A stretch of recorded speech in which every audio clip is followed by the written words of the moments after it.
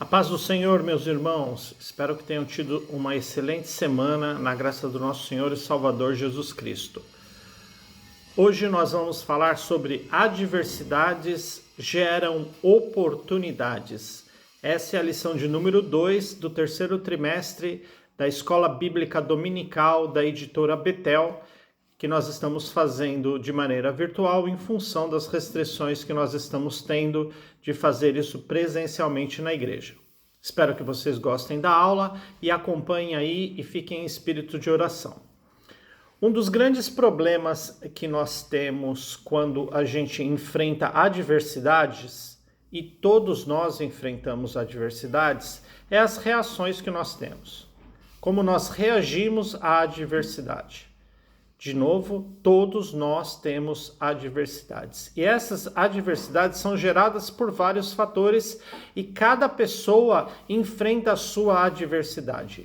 O que pode ser adversidade para mim, pode não ser adversidade para você. Existe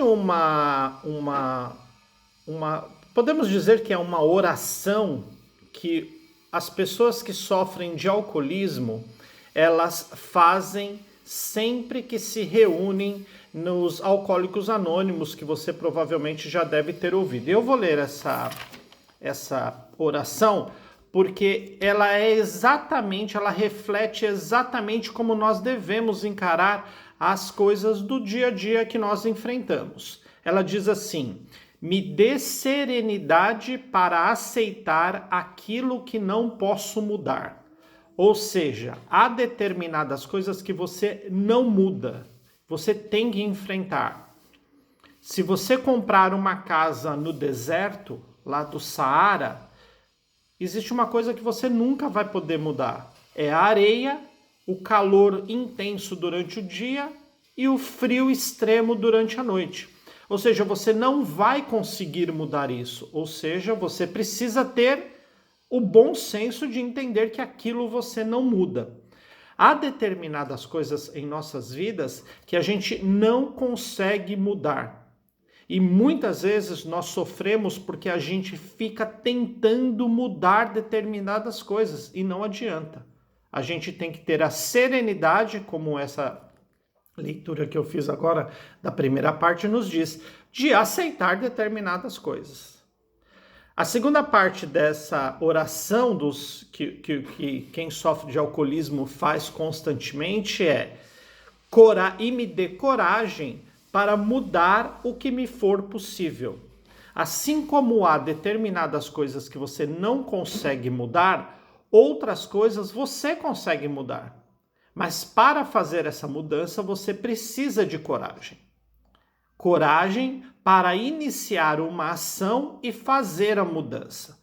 Nós enfrentamos muitas vezes problemas que nós poderíamos, em teoria, mudar, porque nós não temos coragem de fazer determinadas coisas.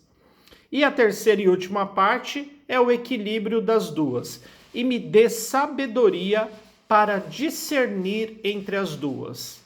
Se você não tiver sabedoria para entender o que você não pode mudar e o que você pode mudar, às vezes você vai estar fazendo exatamente o inverso, batendo naquilo que você não consegue mudar, tentando mudar, e o que você pode mudar, você acha que não pode mudar. Então isso geraria um problema. Então é importante a gente ter esse equilíbrio. Então essa é só uma pequena introdução da nossa lição que nós teremos hoje, que é que toda adversidade pode gerar uma oportunidade. Seja essa oportunidade a oportunidade que você imaginar.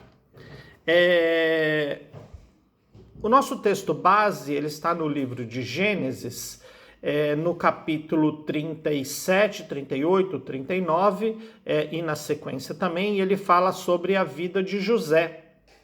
É uma história clássica, como os irmãos sabem, e essa história de José, ela é muito importante para nós tomarmos como exemplo de como enfrentar as adversidades que a vida nos impõe.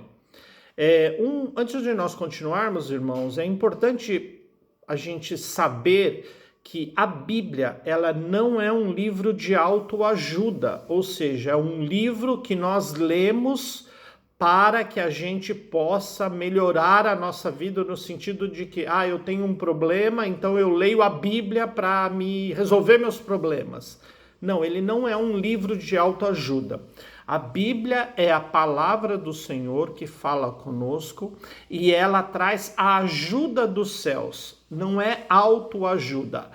Livros de autoajuda que são muito populares, irmãos, eles levam você a entender que você, por isso que se chama auto, de você mesmo, então ajuda de você mesmo, que essa ajuda vem do seu ser interior, ou seja, se você pensar positivo, se você pensar em coisas boas, se você fizer ações, tudo na sua vida vai caminhar bem. Por isso que se chama livros de autoajuda. E muitos têm usado a Bíblia como livro de autoajuda. Não, a Bíblia é a ajuda que vem dos céus. E uma dessas ajudas que vem dos céus é: nós somos dependentes de Deus. Se Deus não permitir, a gente vai ficar, como eu disse lá no começo da lição, na introdução, tentando mudar coisas que nunca serão mudadas, porque não estão na vontade do Senhor. Então, quando nós trabalhamos em dificuldades para gerar oportunidades, é importante nós termos a consciência de que nós somos 100% dependente de Deus.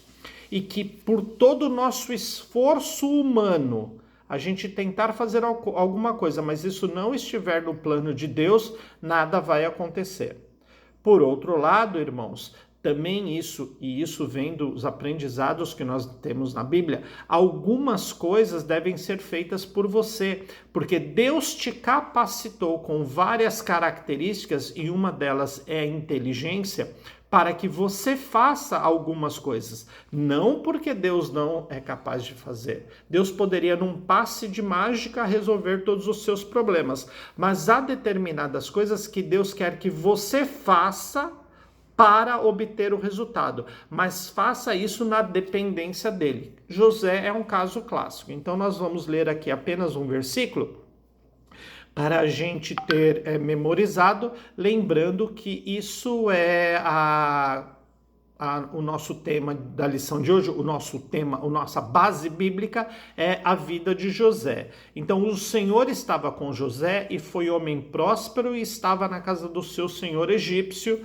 Gênesis 39, 2. Quando nós lemos só esse versículo, e José era um homem próspero e estava na casa do seu senhor egípcio. Se nós isolarmos esse versículo, nós vamos dizer, nossa, José é um homem extremamente abençoado. E realmente foi no final. Mas quando nós pegamos a história, nós vamos observar que José passou por várias dificuldades. Mas em todas as dificuldades que José passou, ele gerou oportunidades. E é isso que nós vamos falar nos próximos minutos. Rapidamente, um resumo da história de José é que ele era o irmão mais novo, de uma família de 11 irmãos, ele era o primogênito, e ele era fruto do casamento de Jacó com a mulher que ele realmente amava. Lembrando que Jacó teve uma vida, apesar de ser um servo do Senhor, ser o escolhido do Senhor, ele teve uma vida bastante complicada. E uma delas é que ele se casou em um determinado momento com uma mulher que não era o seu objetivo, porque o seu sogro o obrigou para que ele chegasse no seu objetivo final, que era casar com a sua mulher amada. E isso era muito comum naquela época, ter várias mulheres. Hoje, obviamente, não mais, mas naquela época, sim. E isso faz, irmãos, com que a gente tenha essa noção de que Jacó, quando nasce José, ele tem um carinho especial com José, porque com essa mulher que ele amava, ele só teve José. Já com a outra mulher, ele teve vários filhos. Lembrando, irmãos, que esse era um erro gravíssimo de Jacó que nós, como pais, não podemos ter, fazer diferenciação. Obviamente, não é o caso de termos diversas esposas, exceto aqueles irmãos e irmãs que tiveram outros casamentos e estão num novo relacionamento. Porém, aqui o ensinamento que tem é não faça diferenciação entre filhos. E mesmo que você tenha se casado novamente, tenha vindo para a igreja no segundo relacionamento ou esteja no segundo relacionamento, esse não é o tópico da nossa lição, e nesse segundo relacionamento o seu parceiro ou a sua parceira tenha filhos de outro casamento, você não pode fazer discriminação. Por quê? Porque isso gera um problema familiar. E Jacó fez isso e gerou um problema entre os seus irmãos. Qual foi esse problema? Como Jacó gostava muito de José, ele fazia diferenciação entre os outros filhos. Tanto é que para José, a Bíblia diz que ele deu uma túnica, e essa túnica é muito singular, porque ela serve depois de como prova lá na frente que José havia desaparecido. Seus filhos entregam isso para Jacó. Essa diferenciação que Jacó fazia dos seus filhos fez com que gerasse a inveja no coração dos seus irmãos. Lembrando, irmãos, que a inveja, que a gente já caminha um pouquinho com a história, que a inveja ela é um dos problemas mais graves que existem nos seres humanos, e isso gera uma insatisfação muito grande dentro da gente. Então, irmãos, inveja é pecado, é um grande pecado, um grave pecado, é considerado aí uns 7 pecados capitais que a gente diz. Ela é um grave problema. Então, quando eu tenho inveja do meu irmão ou da minha irmã, isso vai gerar um problema não só para mim, mas também para para a pessoa que eu estou tendo inveja. E é interessante, irmãos, por que nós temos inveja? Por que será que é um pecado e é do demônio? A gente sabe. Mas por que o diabo trabalha com a inveja dentro do nosso coração? A inveja nada mais é de que você ou quer ter a mesma coisa da outra pessoa. Então, por exemplo, a outra pessoa tem uma empresa de sucesso, por exemplo, e ela se dá muito bem nessa empresa. E você não tem uma empresa, e você gostaria de ter uma empresa. Então, quando você olha para aquela pessoa, você gera dentro do seu coração o sentimento da inveja. Esse sentimento da inveja, ele vai ter 2 reações. A reação boa seria você trabalhar para conquistar também uma empresa, que é o caso do nosso exemplo aqui. E o que é o mais comum e acontece na maioria das vezes, você luta para destruir aquela pessoa, para que ela volte para o mesmo patamar que você está. Ou seja, como você não consegue, você gera, através da sua inveja, uma luta para que aquela pessoa volte para o patamar que você está. Então, irmãos, nós temos que lutar muito contra a inveja, porque a inveja ela destrói relacionamentos, ela destrói amizades, ela destrói você próprio e ela destrói a outra pessoa também. Por que eu cito a inveja? Porque o que acontece? Como Jacó fazia uma diferenciação entre os seus filhos, esses outros irmãos, eles tinham um pouco de raiva, de inveja, de José. Então, na primeira oportunidade que eles tiveram, e essa oportunidade aparece quando José, e isso foi a gota d'água para eles, teve um sonho, e nesse sonho o sol e a lua se curvavam para José, dando a entender que os seus irmãos se curvariam para ele. Então, eles pegam José, eles vendem José como escravo e dizem para o seu pai, nesse momento eles até mostram a túnica suja de sangue, um sangue de um animal que eles mataram, dizendo que José havia sido morto por um animal e infelizmente havia acabado a história de José. Então vocês vejam, primeiro ponto é o que a inveja faz. Então essa é uma diversidade, irmãos, que todos nós estamos sujeitos a ter inveja, e não, então nós temos que lutar contra a inveja ou sofrer inveja de outro. Então esse é o outro lado da questão também. Então, quando você sofre inveja, você tem que tomar também bastante atenção para não sucumbir, porque normalmente a inveja ela traz problemas para nós. Então uma pessoa que tem inveja de você, e veja bem, quando a inveja, irmão, não está relacionado somente a uma questão financeira. Normalmente a gente associa tudo a financeiro, né? Mas na verdade não é a questão financeira. A questão é, quando uma pessoa tem inveja de você, pode ser por vários fatores. Pode ser porque você tem uma roupa bonita, porque o seu cabelo é bonito, porque, sei lá, porque você comprou um sapato bonito, porque você tem um bem, porque você tem saúde e a outra pessoa não tem. Ou seja, essa pessoa que tem inveja, ela não está contente com a sua situação e inveja a situação que você tem. Porém, irmãos, atenção aqui e importante ensinamento.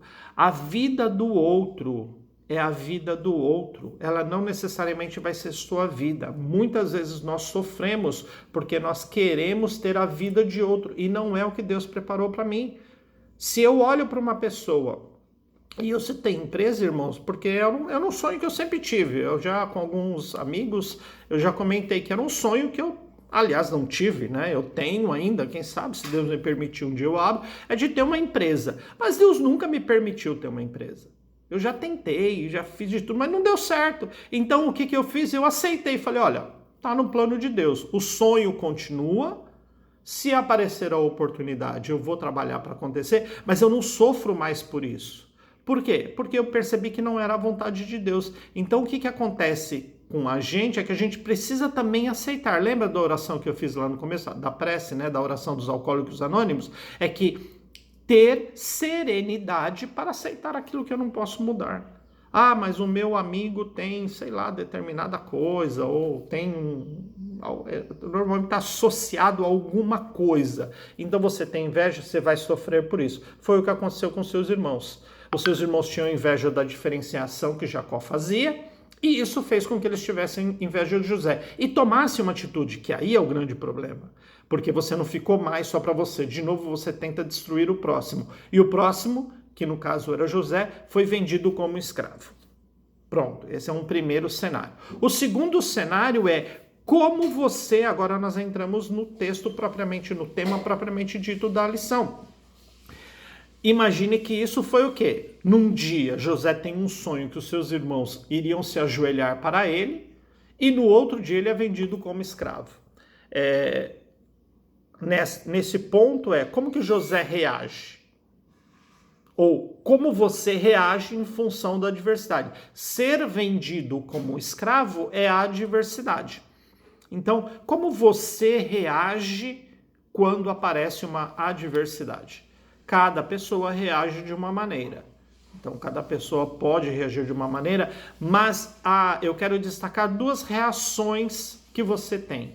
Ou é a reação de entender que aquela adversidade vai fazer você melhorar como pessoa e obter novas oportunidades, ou aquela adversidade te destrói.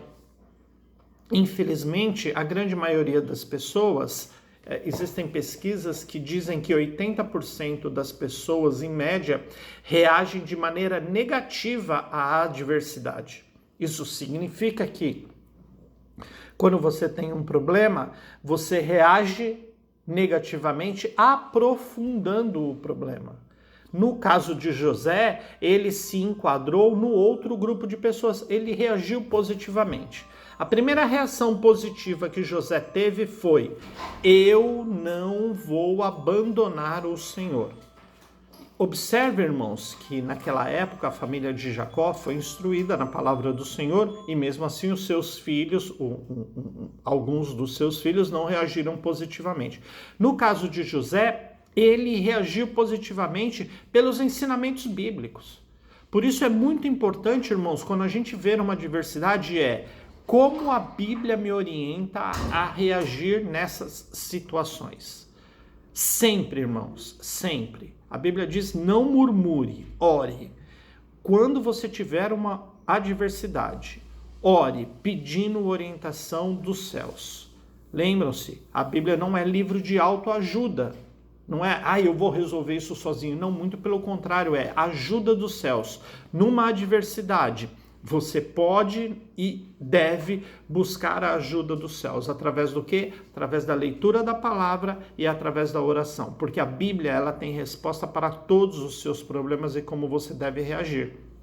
Nós, irmãos, temos às vezes uma tendência a tentar as soluções por nossos esforços pessoais sem antes falar com o Senhor. Obviamente, há determinadas coisas que você deve fazer, porque Deus te dá essa responsabilidade. Porém, nunca sem a orientação do Senhor. Busque sempre, quando você tiver uma adversidade, primeiro lugar, orientação dos céus. Segundo lugar, permaneça firme, assim como José permaneceu firme. Ele permaneceu firme, não importava a adversidade. Quando ele foi vendido, irmãos, ele foi trabalhar... Olha o Deus trabalhando, né, na vida dele e na vida daquele que é fiel. Foi trabalhar na casa do Potifar. Quando ele trabalha na casa do Potifar, ele é tentado pela mulher do Potifar, mas pela sua fé não devemos ceder, apesar das dificuldades. Muitas vezes, quando a gente encontra uma dificuldade, a gente também tende a esquecer os ensinamentos do Senhor e tentar resolver tudo por nossa conta, e muitas vezes nós pecamos por isso, cometemos pecados porque nos afastamos do Senhor. José se manteve firme, ele não aceitou a tentação da mulher de Potifar, e por isso ele foi preso.